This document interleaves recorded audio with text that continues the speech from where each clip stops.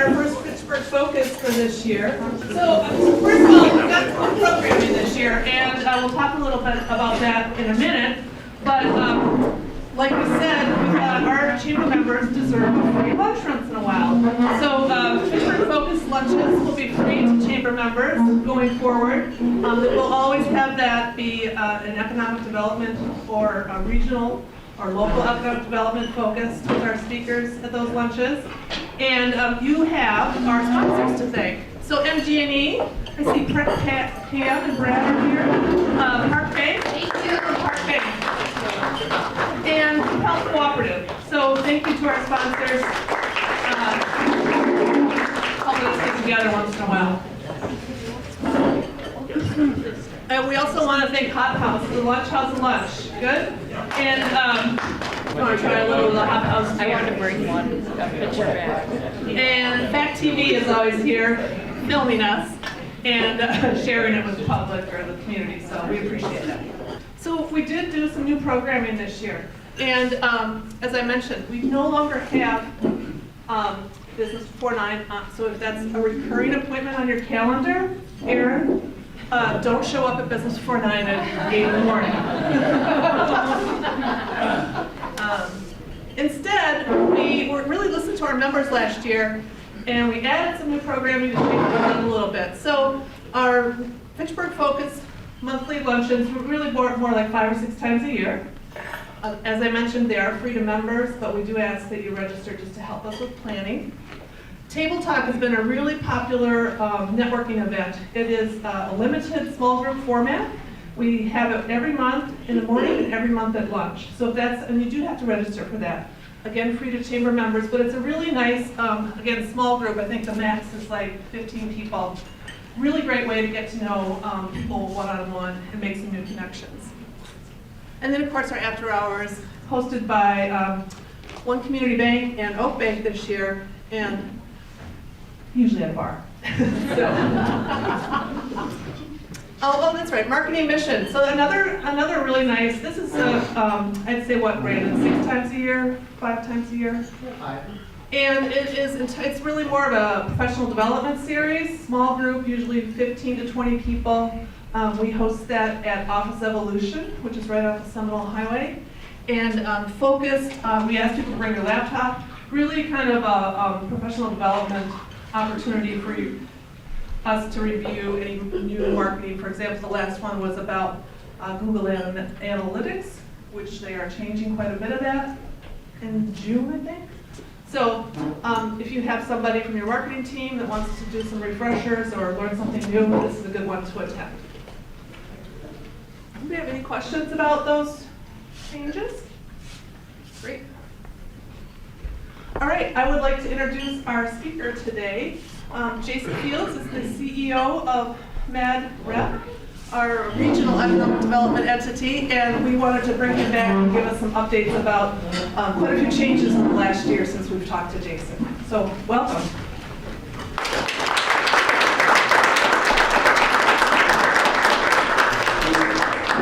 Is it this button that moves forward? Okay, yeah.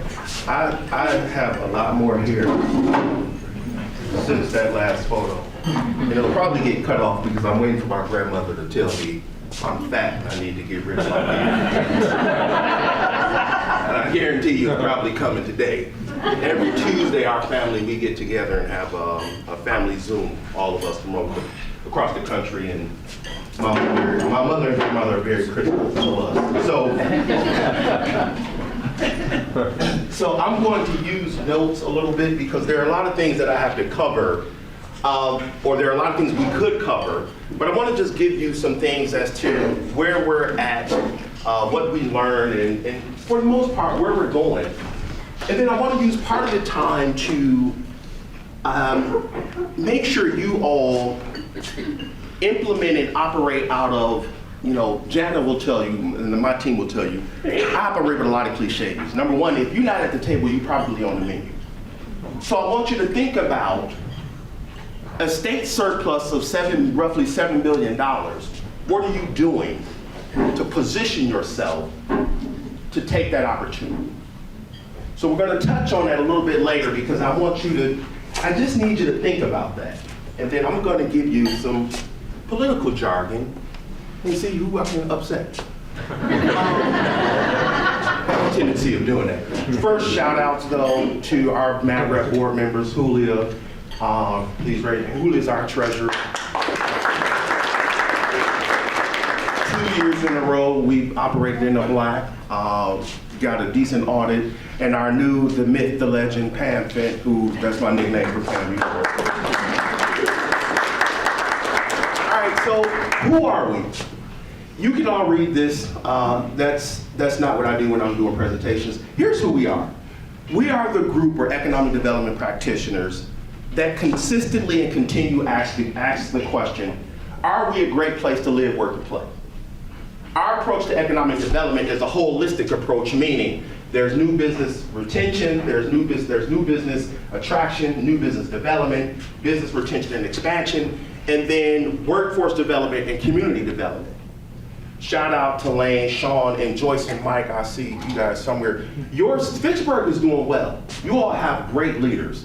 We were looking at, from your economic development to your elected officials, you all are doing well. I was just reading a report that said, one of the issues, and we'll get to this in one of the slides, is that housing is the issue. You all have, I think for the year 22, you sold roughly around 270 single-family homes. You have about 31 in your inventory, and they stay on the market for about a month, maybe a month and a half. That's pretty freaking good, given the time and the problems that we're seeing around housing. So you all, for Fitchburg and the Fitchburg Chamber, and all of you from Fitchburg, way to go, because you've done a great job. So that's who we are as an economic development organization. How do we look at all these issues that affect us from a holistic perspective and then make some change? I think the last time I was here, I told you all, I don't really do meetings and task force because eventually, after about a year or two, nothing happens. So at MadREP, we really focus on what are we going to do, how are we going to be effective, and let's get it done. That's it. So what we learned in 2022 was that regional success is more than just rural, urban, and suburban. As a Wisconsin state legislator, I was vice chair of the Urban and Rural Affairs Committee. The chair was a Republican, and we couldn't have been more opposite. 60, 70-year-old old white guy who carries a gun from rural Wisconsin, and me. And we went across the state, every city, not every city, but a number of cities throughout Wisconsin, urban, rural, suburban, and we did that at MadREP. We spent office hours in each one of our counties. And what we heard was the same stuff. Housing, transportation, childcare. Didn't discriminate, didn't care about your income. Those were the three issues that ranked number one in every area that we went. Those were their issues. Here in Dane County, because it's a little bit different than the other counties, what we saw was that lab space was a hot commodity. Meaning, because of the pandemic, what we learned was that no one was going back into office spaces. No one was necessarily rushing to get an office space. Now you had government come out with programs like the Main Street Bounce Back, where MadREP, I think we gave out roughly $13 million in grants to try to spark or get an interest of people who are opening up their businesses, looking for space. We tried to sort of help those who got affected by that pandemic. But what we saw was that regular office space was down around 17%. Lab space, only 5%. And every month we would get companies, we get these RFIs, Joyce and Mike can talk to you about some of those. We get them, and these companies are looking for lab space. They're looking for spaces anywhere from maybe 50 to 150 acres. And we saw that as a hot demand in Dane County. The problem, though, that we have is that most of us are either one, we're running out of space, we don't have space, we're landlocked in Dane County in certain areas, or we don't have TIF capabilities. So one of the things that we're looking at doing is how do we go to the Wisconsin legislature and the governor's administration and go, can we look at a policy item that would increase our capacity to raise tip dollars? So when we looked at all the things that we learned in 2022, those were the number one, those were the top 3 issues or top 4, along with, where are we going to get talent? But all those things they're all part of a bigger picture. Housing and childcare. Population growth has been outpacing the region's ability to deliver sufficient housing at a price point, affordable wage offered. I'm gonna stop reading that because I can hear Jess, my marketing guru, saying, do not read the PowerPoint slide. I told her that I would. And Jana is here, and Jana will tell on me. So when we talked about housing, childcare, and transportation, the question to all of us is a couple of things. Number one, we rank pretty well when it comes to wanting to live, work, and play here. We do. But what I've noticed about the culture of this region, to a certain degree, particularly Dane County, is that because we are good, we act as if we've arrived and there's really nothing we need to do. So we get cocky. We get cocky in the sense that we don't understand that the competition is not Fitchburg versus Madison or Verona. The competition is Wisconsin or our region versus the North Carolina Research Triangle or Boston. And if you look at what Boston did in North Carolina Research Triangle, they looked at these issues and said, how are we going to make sure we have transportation, childcare, and housing? As I said before, in childcare, one of the real issues is it's not necessarily, the demand is high, but here's the issue. How are you going to pay these individuals? We can all come up with places to open childcare centers. The space is not necessarily a real big issue. You can get the space. The issue is, how are you going to afford these people and pay them a wage where they can live? So number one, your problem is, how are you going to get childcare workers to get into the profession? And then transportation. How are you going to get the childcare workers, and other people and other bodies to get to these jobs and locations? So we have to have a holistic approach that addresses childcare, transportation, and housing. And when we walked around when we sat in every 8 county, we spent the whole day there talking to businesses, talking to chambers, talking to residents in the community, these were the issues. And so the governor sent us, one of his policy analysts, asked us for some suggestions. And what we said was, one of the recommendations was, you need to start looking at how you can spur development to not necessarily build new buildings, but how do you spark development by rehabbing older structures? How can you get a combination of housing to attract talented workforces from across the country? For example, can you do housing or apartments on top structure and have a daycare on the bottom? Why not start looking at policies and strategies that will incentivize that kind of development versus trying to spend $25 million to build another early childhood learning center, which is probably around the going price.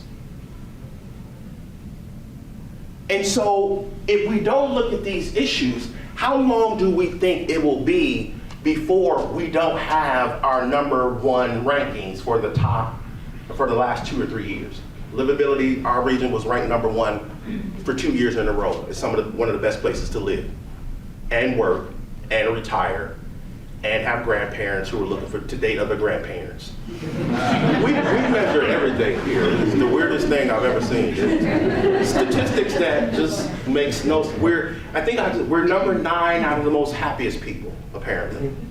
That was in another magazine. Number 9, so we're number 12.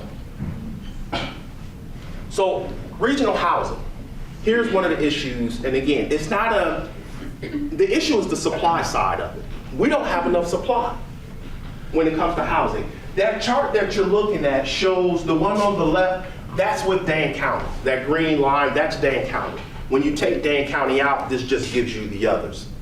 So when you look at where we're at, by 2030, we need an additional 100,000, we'll probably have an additional 100,000 people by 2030. Where are they gonna stay?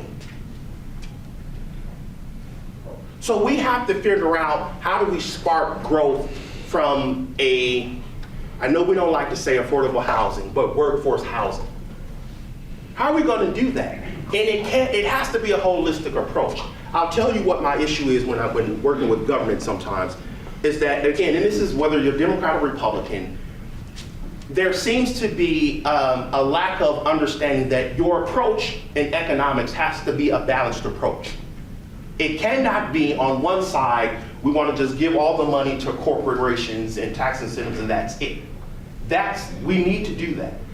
And it can't also be just, let's just give the money to people who struggle, and while they may deserve some help, that shouldn't be your only plan. How do we combine both of those so that we're staying competitive, so that we're attracting people to our region? Again, one of the areas where we're struggling is housing. We don't have the inventory for people to come and live here or move here. Any questions so far? All right. So where are we going in 2023? And here is where I'm gonna spend a little time on, I think, where you all could start playing a role in all of this. We've already mentioned that what we found is that in order for us to be successful, culturally, we have to get over this us versus them attitude. Joyce said something to me. Do you remember you told me, Jason? Oh, God. No, Joyce said, Jason, here's what happens in our world. We get these individuals and developers and they sort of almost pit us against one another. So they'll pick Verona versus Madison or Fitchburg, and it's not that. We all can be successful, but we have to understand what's the regional strategic approach. Because you all here have assets and benefits and things that sell that other places don't. And so we can, at MadREP, our job is to make sure that we're not picking and choosing, but yet we're highlighting all the beautiful things that each region has or each city, municipality. So politically, we have to get over this culture that it's a us versus them. Because it's not. I can tell you that North Carolina, the Research Triangle, when you look at their report, a year ago when I was here in 2021, when I first got here, I looked at who's doing economic development right. North Carolina had a report of what they would do with all their ARPA dollars. This was 2 years ago. When I hired Kathy Collins, my VP for Business Development, Economic Development, first thing she did was she came into my office, laid down a stack of papers on my desk, North Carolina, Jason, take a look. 2 years later, everybody, North Carolina is ranked #1. It's one of the best economic development states. So what are they doing that we're not doing? They figured out that it's not a us versus them. They looked at their assets and said, hey, we have these strengths. Let's market those. Let's work with our colleges and universities. Let's work with our political leaders. Let's work with our businesses, and let's get after it. Let's include diversity, equity, and inclusion. Let's get after it. Celebrating our summit's 10th anniversary, that's the diversity and equity piece. Every year, MadREP partners with the Urban League. Many of you have attended. And the game plan now is, and I'm gonna say something that may ruffle some feathers, but it's me, so I'm gonna say it anyway. Diversity and equity, inclusion, all that kind of stuff is great, but it's become a buzz phrase and buzzword. Most people aren't doing it right anyway, because they don't understand what diversity and equity really is. And so they force people to do it. Meaning, you cannot force people to do something that they don't want to do. So at MadREP, we're working with an African-American woman, 2 African-American women doctors, and I'm not gonna share our secret sauce, but the focus should be about belonging. Not give me this because I'm this, but what atmosphere, environment will make me feel belonged to? Can I come to a Fitchburg and sit with all of you and feel like I belong here? That's stronger than let's have a diversity, equity, and inclusion goal. Because if I feel like I belong with Joyce and Mike, then I'm gonna hang out with Joyce and Mike just because. Joyce and Mike will make me feel welcome as they did just because. So we've gotten it to a point where it's just become a buzz phrase because everybody started running with it. But if I start asking you the measurements or what's the return on investment from a lot of folks, most of you can't tell me. We launched all these diversity, equity, and inclusion initiatives, and that's great, but what was the return? How many women are on boardrooms now? How many people of color are in boardrooms? How many people are in leadership positions? Those are the things that we're supposed to be doing. You only get to that when you make an area of belonging. So we're going to our summit and we're mixing it up. Now our strategic planning, step 3, where are we going? We've become registered lobbyists. I told you all before that if you're not at the table, you're probably on the menu. $7 billion surplus from the state. I can tell you because I know a lot of these folks, the vultures are circling. Everybody is coming up with a game plan. Sean can tell you. Julia can tell you. The alderman can tell you. Joyce and Mike can tell you. So if we don't know what's coming down the pipeline, how can we position ourselves? Now that's actually step 2. Step number 1 for an organization like MadREP is not just to talk about policy initiatives, but to help draft them, help them get enacted, but then also help implement them. Because you have people like Joyce and Mike, and I keep referring to them because they are my counterparts, they know how to do this stuff. No offense to elected officials, I'm gonna say it anyway, because again, I was one. Most elected officials know a little bit about economic development. The problem with policymakers are they are policy makers. That's it. They're not necessarily practitioners. In economic development, there's a practitioner to this. There's a strategy, there's a lesson to this. There are techniques that you need in order to position your city or area to compete. So I'll give you a couple of predictions. Do I want to do that now? Yeah, I'm gonna do that now. Who's gonna win the Super Bowl? What's that? Your prediction, I don't know what the Super Bowl winner. The Super Bowl. I don't know about that one. Chiefs.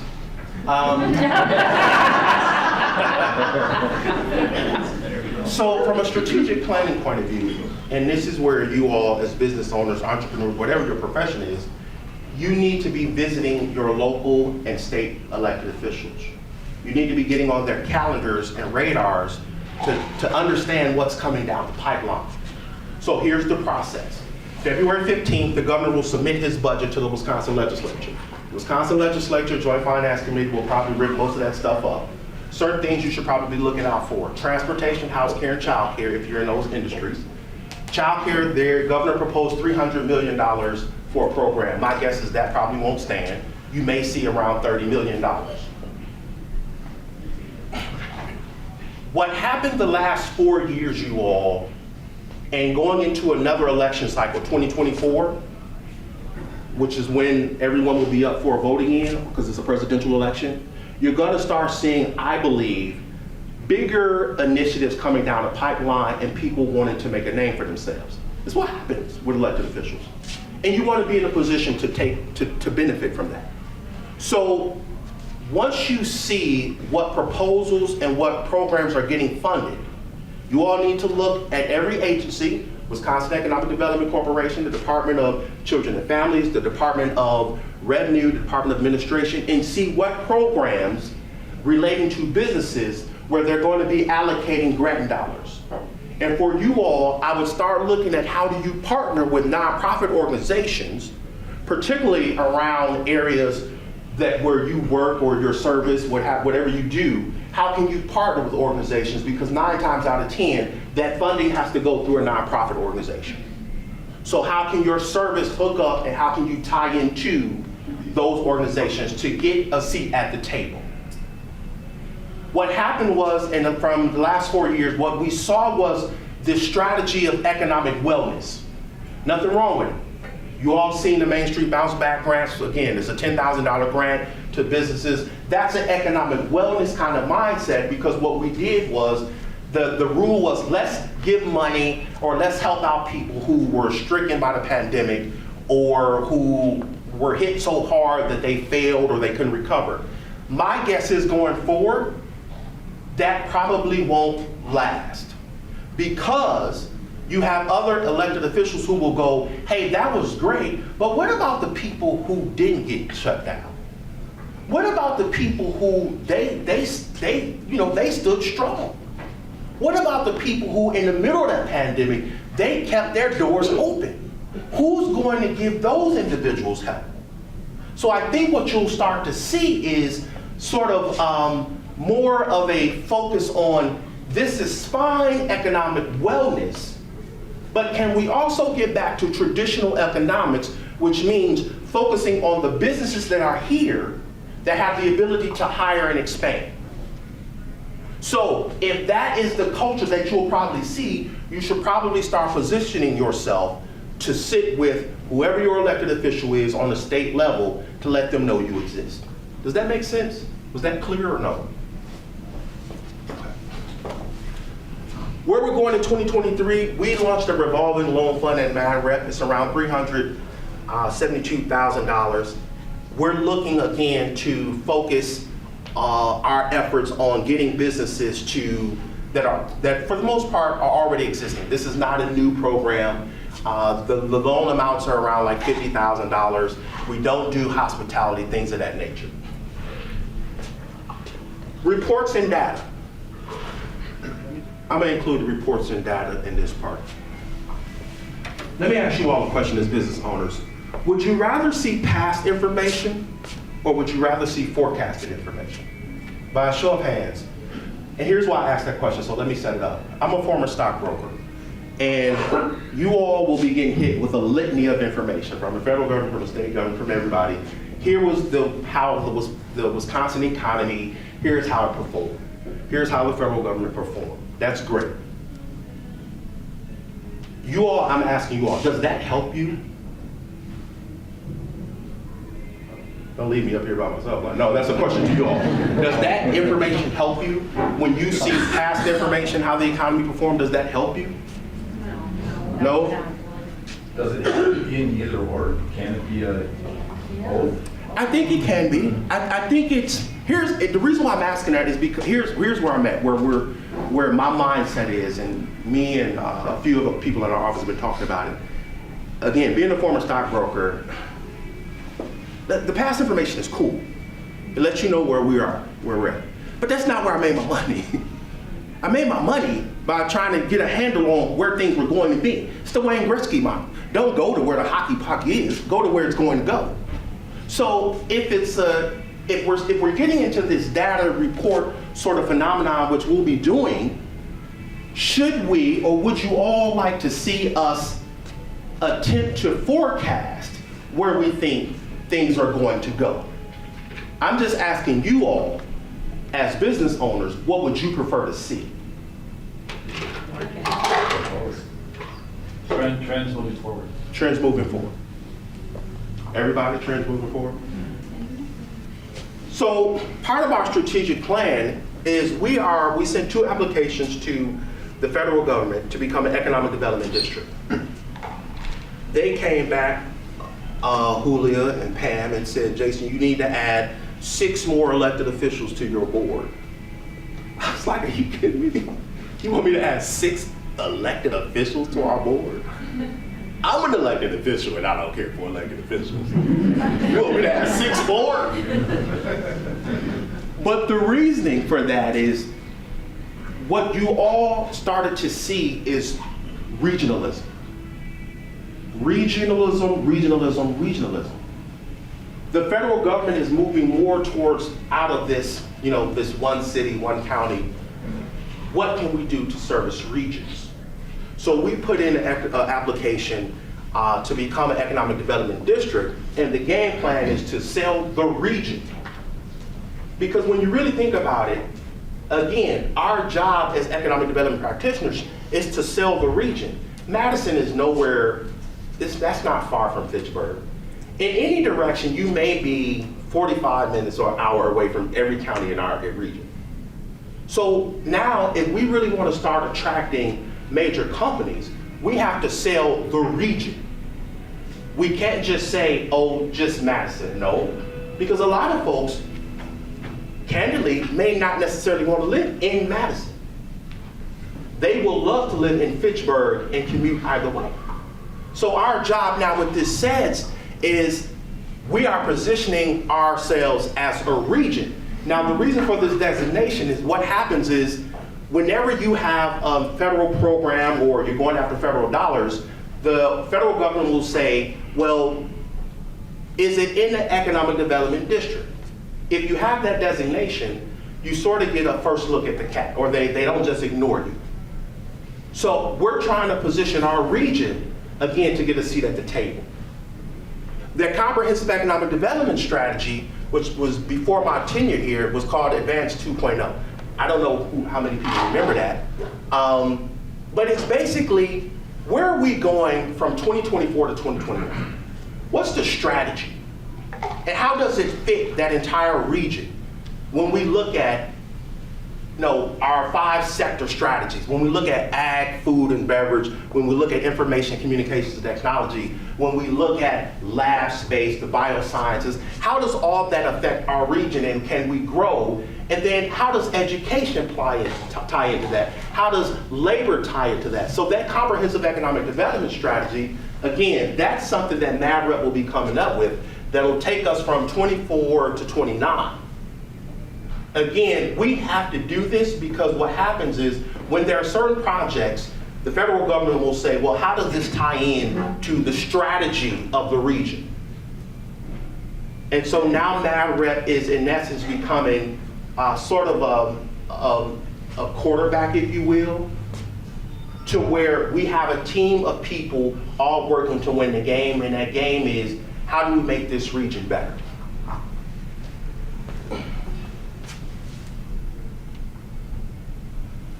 We talked about the 9th Annual Workforce Diversity Summit. That's coming up. We also talked about we'll be issuing more data and reports to make sure that you all are not just looking at past performance, but then how do you take that data and start making decisions based on where you think the hockey puck is going? The future, whether it's housing, whether it's childcare, how do you look at these trends, look at the past performance, but then start to position yourself based on economic data, geopolitical data. How do we take that data and start positioning ourselves? So those are the things that MadREP will be going, and that's where we're going in 2023. All right, I think that's it. Questions? It wasn't super sexy, but I got a lot of stuff that I can tell you all. What time is it? Jen, how about time? Jason, one key question for you. Yes, sure. So you go all the way from Portage to Beloit, Fort Atkinson, basically to Dutchville, right? That's the region. A lot of influx into Madison. Commuters are coming. I would add maybe besides childcare, transportation, and what was the third? The housing. I bet you workforce development was a close fourth, or workforce. It is. A lot of people. So I'm gonna take transportation because MadREP, what we did was when we went to our outlying areas and when we listened here, we have a van pool. We have a pilot program for transportation. So we have 3 vans on the road. Our goal is to get them to get, let's see, 100 vans that are transporting workers to and from locations. Sure. So we heard people, and again, I said, okay, let's do something. Let's not just talk about it.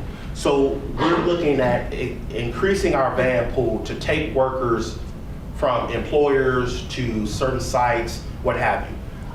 Workforce was huge, another huge issue, because where we do a good job of educating our workforce. We're second to none. Like, we have a great educated workforce population. The problem is sometimes those individuals don't stay. So that we have to deal with. How do we get those people to stay? And then how do we look to attract more bodies here? And with that question, my question is, how do you keep a Baraboo or a Dodgeville or a Portage from not becoming bedroom communities and just coming into Madison? I mean, that's the unique riddle that you got to solve here, Yeah. because as you know, these federal government programs, rural development will give money to certain counties and income levels, and we in Fitchburg, we get hit because we have too high of an income level, so sometimes we don't get community development block grants and all that stuff. How do you kind of manage all that? Because as you know, I mean, it's pretty easy businesses to come. I mean, we've been blessed here in Fitchburg, worked hard at it, but to get this economic corridor going, and we're seeing so much in-migration of workers, and they're leaving these towns every morning, and you're still seeing the economic development in those smaller towns out there. It's the one thing you have to not do is make the mistake of going in and telling those communities what to do. Right. So the first thing is, it's a sales job, right? You have to build trust, and then you have to see where do they really want to go. Some communities, Sean, may not know what their strengths are, and that's not an intellectual thing. That's they may not have the bandwidth or the tools to properly assess the community. So what you'll see is, hey, we want to target.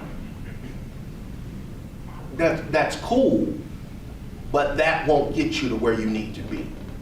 So what are your assets? And then where do you want to go? So in a lot of cases, it's a MadREP helping them with the vision or plugging ourselves in, because that is a huge issue. But the first part to start, and honestly, Sean, it took me 2 years, you all, to be honest with you. It took me 2 years to build up relationships where there's trust growing to come in. I mean, here I come in and I don't, look, I'm not changing. This is me, man. I show up everywhere like this. They tell me I shouldn't, but these are all the clothes I got, Sean. So I don't have jeans and sweats. So it's either this or, So I think it's building that trust in the relationships. And the part of the goal of that is why we did our office hours. You all know this. Nobody cares about how much you care until they know. Nobody cares about how much you know until they know about how much you care. So you got to spend some time with them. Now, we don't always we drop the ball on some stuff because, again, it's 7 of us. We're still trying to get our stuff sharper than what it is. But to spend a lot of time in those communities and help them get to a point of, okay, what's working for you? What would you like to see? In some places, a $250,000 bakery is a win, and that's fine. But like you said before, if you want to keep up, we got to have a regional strategy. So with that said, the comprehensive economic development strategy, that's a component where you go, okay, I'm gonna need Mike and Joyce, I'm gonna need representatives from all the other 6 or 7 counties. We all need to get into a room and take Joyce's advice. Let's get into a room and not compete against each other, and how can we play off each other? But somebody has to be willing to do that. Thank you. Yes, sir. Quick question. I don't think a lot of this growth around this area is pretty good. I'm a business owner, and I'm sure there's other business owners who would love to grow, but they can't. Yeah. Because can't find people. Can't find people who want to work. Yeah. So how does it, like in my business is construction. It's a good paying job, but there's nobody going into it. Right. The younger generation just, schools cut out the programs, there's nothing there anymore for them. So how do you guys work with that to try to get people to get back into the workforce that are looking for the office job, but not everybody has to have an office job. There's a lot of other hand jobs that need to be all taken care of. And is there something that you guys do that help do that, or these smaller communities, so they can have an opportunity to come in Madison work or do something like that? Yeah, it's a couple approaches. So number one, it's working with school systems, and not that we do it with every school system, but we're trying to. Number one, we have to change the mindset. Remember when, and I think I said this last year, I think we all made a mistake when we told everybody go to college for 4 years. Mm-hmm. We made a mistake because everybody was hammering on that. We didn't know, hey, you can get a trade, become a freaking millionaire, and not have as much debt. So now we have to tie these programs together with the school systems, meaning the state has grant dollars for, like, say, a business like yours. You say, Jason, I'm looking to hire 4 or 5 construction people. We can say, okay, if you have this program and you're sure you're going to hire them, we can maybe go for a grant with the Department of Workforce Development. It's called a Fast Forward grant. Maybe get, I don't know however much, $4,000 or $5,000. They can be an apprenticeship and work with you and get paid. But again, where do we go to get those bodies? We have to do a better job of going to some of our school systems, because let's face it, not everybody is going to college, and I don't believe everybody should, but we have to do a better job as a community saying, hey, we got to go back to the drawing board, let's do this. Because the talent of bodies are there. It's just that sometimes, in your instance, in a number of people's instances, it's not the kids, it's the parents that will say, you want to do what? Nah, you know, not realizing that, hey, as construction, you can go out and make a lot of money. The other issue is, again, is a transportation issue. So a dear friend of mine, Rob Call, who was former mayor of Monroe and was state representative, president of operating engineers, he said, Jason, our guys will we have the bodies, but we have to get them there. Because people would travel to work at your business if they could go from, I don't know, a Janesville here. People would go. So we have to figure that out, which is why we launched our transportation program, because you got capable bodies, but how do we get them to places like yours? So it's a two-pronged approach. Number one, we got to get back to the school systems and overall change the culture, that mindset. And then two, we got to make it easy for people to get to the places like yours. Yes, sir. Can I answer this question? But by all means, sir. All right, Tremaine Clary, Superintendent of Verona Area School District, so Fitchburg, Verona, Madison. So a great question, but also it's really how we identify partnerships. Partnerships aren't always the export of our talented students out into construction. It's also businesses like yours coming to our state-of-the-art building that quite frankly has not just the facility, but the students and the talent to give you all the workforce that you need. But when you talk about transportation, when you talk about the willingness to come in and have those connections with the students, they want to see that they're going to equally get a piece of this partnership as well. And also, if you come to it and look at our high school and our facilities, bring the internship to the school and allow us to develop in partnership with theirs. It's not always about us transporting to different sites or different areas around the city, because we're young drivers. They're busing. There's not great transportation out to spaces. But if you come to our sites and bring employees that are willing to mentor and support the students on the site and space, you have thousands of students that are willing to actually go that route. We don't delineate between it's either 4-year or nothing. We clearly talk about career and technical education in our systems, because we understand what that means, not just for the development of skilled workers. We also understand what that means for a limited amount of student debt going to college systems. So we provide both options, but we want true, authentic partnerships where that means coming into our spaces as well. I agree with you 100% there. But you also got to somebody's got to go to government and say, these kids can run power tools out in the field. Right now, I'm paying $20 for a guy to super broom because legally he can't pick up a saw. Correct. So yeah, I can bring him out there. How else does it work if I can't? Yeah, they're on our site, though, remember that. Yes. So that you have those protections when you're on our site. Great question. Any other questions? Joyce and then Lane. So since you're talking about lobbying, Yeah. I'm just going to give a pitch for maybe lobbying a little bit about levy limits. Yeah. Because, everything seems to be trickling down to the local level. You need to provide transportation, you need to provide housing, you need to provide childcare. However, we have basic services that we have to provide first. And there's always this, well, give us some grant money, give us, whatnot, and we won't go there. So that's just my pitch for one thing you can do for local government. Yes, ma'am. That's my home. She's right. And schools. Lane. Oh, you mentioned earlier comparing to the Research Triangle, like North Carolina, right? Yeah. If you've ever been there, that place is phenomenal, so I don't really consider Madison the exact equal to that, right? What do we look like compared to, what do the cities or areas, economic regions that are compared to Madison look like, and what assets do we have to sell?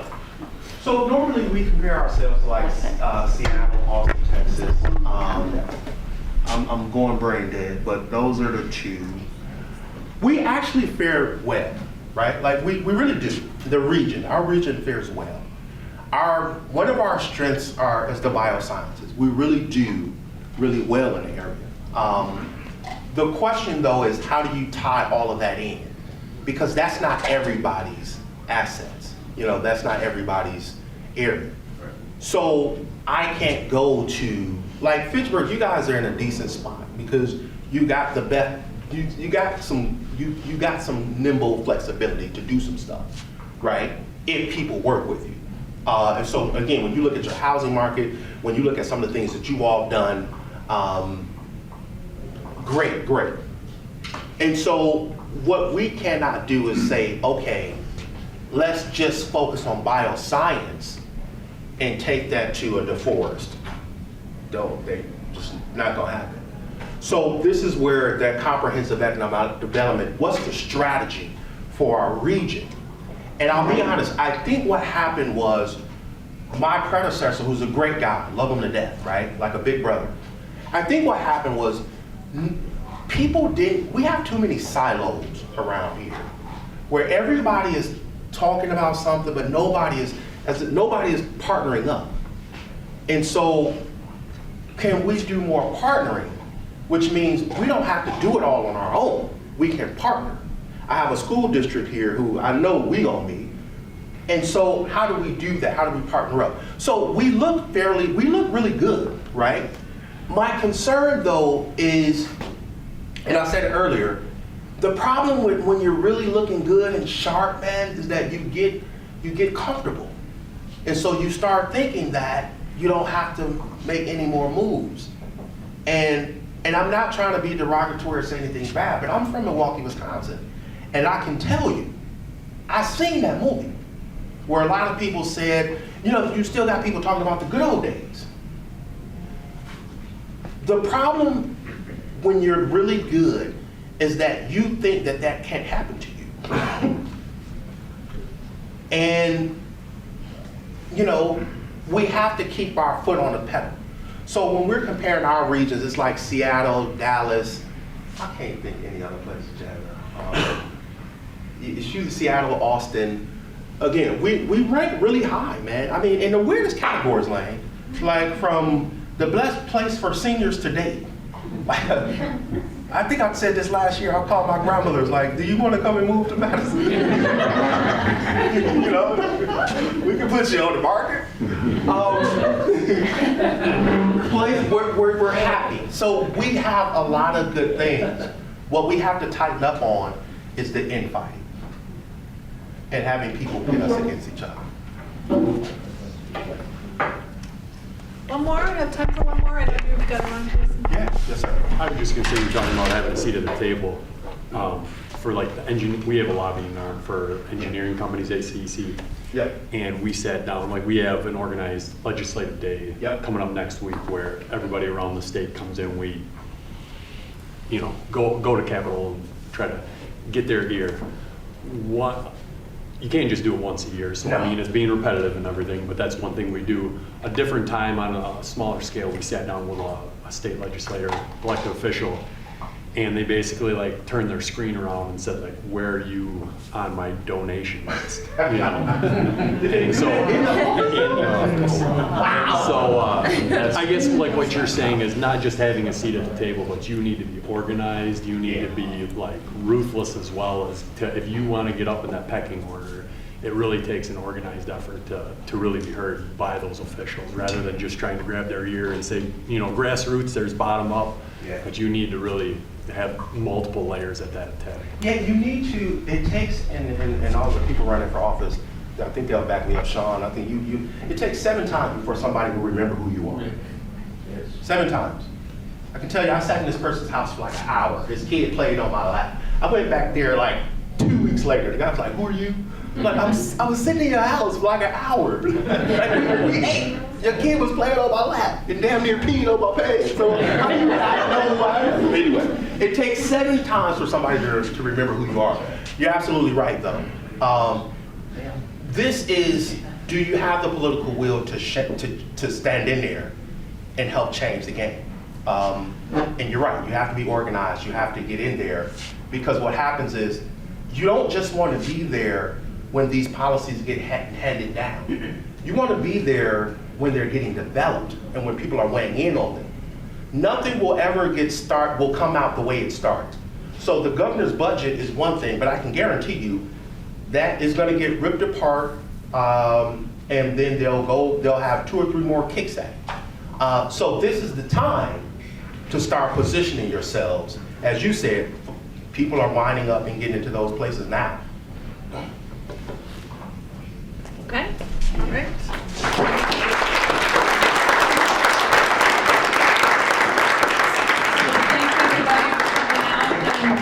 Specifically Jason and Jana from MadREP. I will give them a plug. They've got a really good newsletter that's succinct and kind of up to date. And so we'll share that, how to sign up for that in our communications, because that'll kind of keep you up to date with some of the strategy. One more thing, Jana, when is the February 22nd. Peter Barker, right? So we're going to be putting together a couple of these sessions, and would love to have you as business owners in person. Peter Barker, Secretary of Revenue, will be coming, discussing the economy. We'll have one with Department of Transportation Secretary Greg Thompson. And so part of our job really is to get you all in front of these people to help you as well. Great, yeah, we'll include that in our newsletter. So thank you everyone for coming out. I just want to give a quick plug to some board members and new board members. So if you, moving forward through the year, all the experts from the Fitchburg Chamber. We have Lane Manning, our president for this year. Real estate professional, Alicia Greer from Berg CPA. And we have some new board members here, Kevin Arkin with Odessa's IT, and Aaron Anderson with Fitchburg. And Brad from MG, I think he had to run. So anyway, thanks again, you guys. We appreciate you guys coming out, and have a great day.